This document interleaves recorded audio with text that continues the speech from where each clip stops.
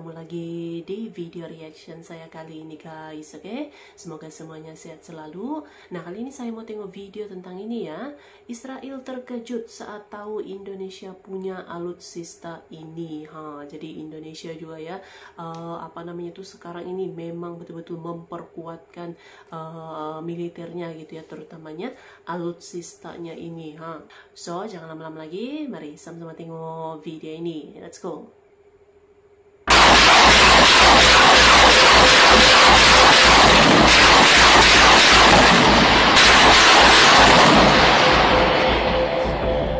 MLRS RM-70 Vampir telah mencetak rekor baik di pertempuran Rusia-Ukraina. Hal tersebut dijelaskan dari laman defensua.com, jika RM-70 Vampir sumbangan bantuan dari Ceko sukses menghancurkan banyak sasaran militer Rusia. Walaupun tak sementereng HIMARS, tetapi peran RM-70 Vampir ampuh dalam menggempur satuan lapis baja Rusia. Vampir ya.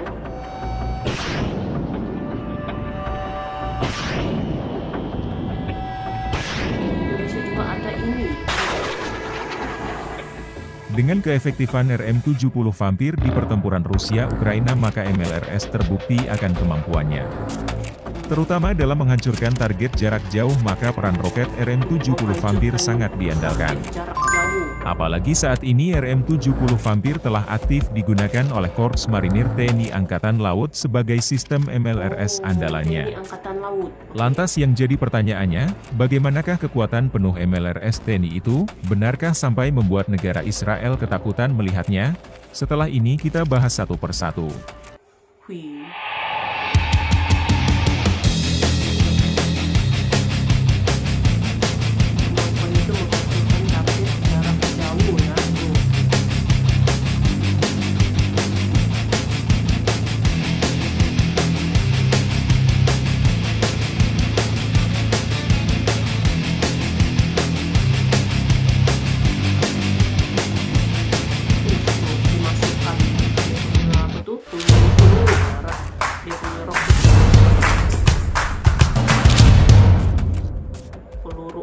Dari spek canggih dari MLRS RM-70 Vampir. Dijelaskan dari Army Recognition, RM-70 Vampir merupakan alutsista jenis MLRS asli karya anak bangsa Ceko buatan perusahaan Excalibur. Dengan dicap sebagai MLRS, maka RM-70 Vampir mengandalkan roket 122 mm sebagai daya pukulnya.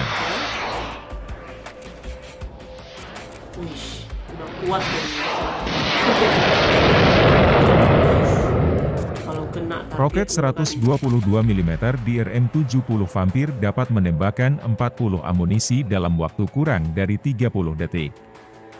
Dari waktu secepat itu, maka RM-70 Vampir sangat efektif dalam menyerang banyak target vital secara masif dan menyeluruh. Tercatat jika daya serang RM-70 Vampir MLRS mampu meluluh lantakkan target seluas 3 hektar dalam satu kali serang. Itu artinya daya serang satu unit RM-70 Vampire sangatlah mematikan dalam membombardir markas musuh. Ledakan di bibir pantai dengan sudut baringan 246 derajat.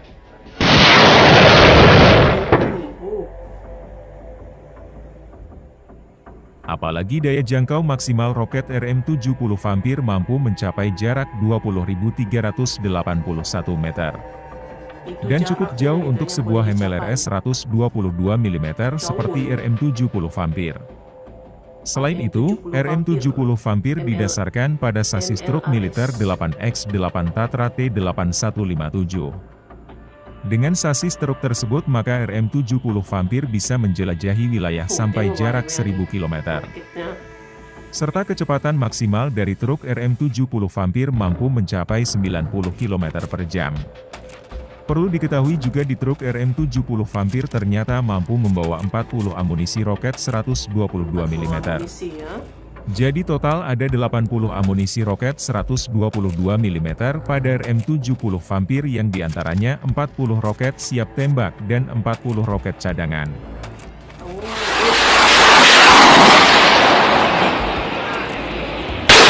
Dari kelebihan ini, maka ada hal yang lebih mengagumkan lainnya dari RM-70 Vampir. Dan hal mengagumkan RM-70 Vampir tersebut adalah soal perlindungan terhadap tembakan senjata ringan kaliber 7,62 mm dan ledakan ranjau 6 kg. Oleh karenanya 4 awak pengawak RM-70 Vampir bisa terlindungi dari adanya ancaman ledakan dan terjangan peluru.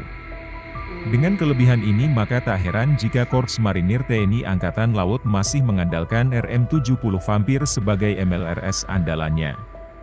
Selain itu, RM-70 Vampir memiliki kemampuan soal waktu persiapan menembak dalam waktu kurang dari 2,5 menit.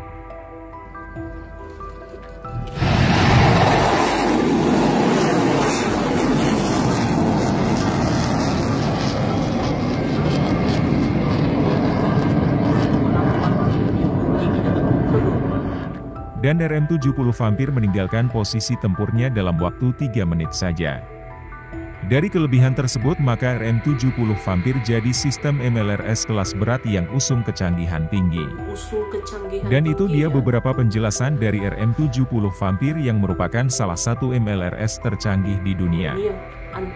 Tak hanya kecanggihan MLRS Vampir. Berikut kita lebih dekat mengenal MLRS Erhan 112B. Sebuah mortir peluncur roket ganda buatan Indonesia. Indonesia ternyata sudah bisa buat sendiri sebuah MLRS bernama Erhan 112B. Erhan 112B sendiri dikembangkan oleh gabungan alutsista mereka adalah PT Dahana, PT DI PT Pindad, dan Lembaga Antariksa dan Penerbangan Nasional 8.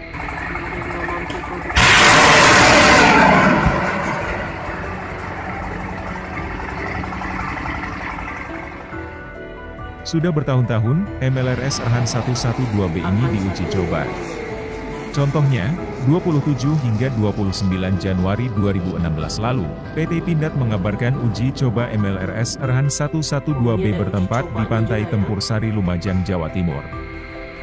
Uji dinamis dilakukan terhadap 25 unit MLRS Erhan 112B pada tanggal 27 hingga 29. Uji coba itu dilakukan untuk melihat konsistensi performa roket setelah uji coba tahap pertama 2015 silam. Seperti yang sudah disebut, uji coba ini benar-benar untuk mengevaluasi performa roket seperti jarak, capai desain, serta kondisi roket saat meluncur.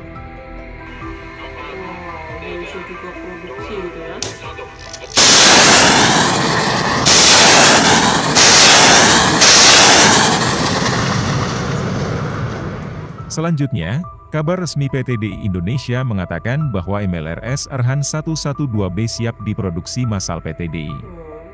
Menjelaskan bahwa Erhan 112B dibuat untuk memenuhi kebutuhan Alvirari Medan Korps Marinir. Di mana Erhan 112B akan melengkapi MLRS lain yaitu RM-70 grade yang sudah digunakan oleh TNI sedangkan PT Pindad juga menjelaskan di tahun yang sama, telah mempersiapkan fasilitas produksi massal untuk MLRS lokalan ini.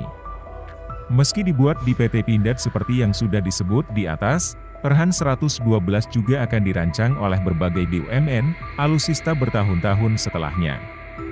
Ternyata Kementerian Pertahanan sudah memesan MLRS Erhan 112B itu. Kementerian Pertahanan telah menyelesaikan rapat, guna kontrak pengadaan MLRS Erhan 112B beserta munisinya. Oke guys, jadi itulah dia videonya ini. Jadi itu dia ya.